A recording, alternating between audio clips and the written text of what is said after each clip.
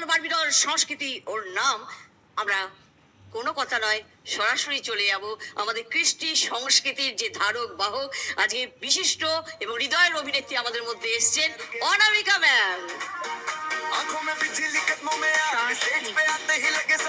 আমরা সংস্কৃতি নিয়েই, বিশেষ করে বাঙালি, সমস্ত জাতের মধ্যেই সংস্কৃতি আছে, কিন্তু আমরা বাঙালি, আমরা সংস্কৃতিটাকে মেনে চলার চেষ্টা করি।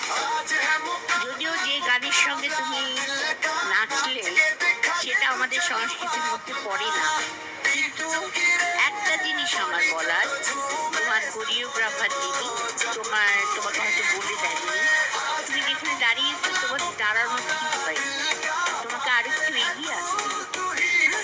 আর যে মুদ্রাগুলো করছো, আমার ডান্সের গুরু যিনি ভালো বলতে পারবে, একই জায়গায় এক মুভমেন্ট বেশি দেখা যায়, সেটা তোমার দোষ নয়, তুমি ভালো নেচেছো, কিন্তু আরো কিছু দেওয়া যেত, শেখো আরো ভালো হবে। ওয়ার্ড ম্যাম, একটা শব্দে আমরা শুনতে চাই। আমাদের দিদি অনেক কিছুই বলেছেন, এগুলো মাথায় রেখে তাহলেই হবে।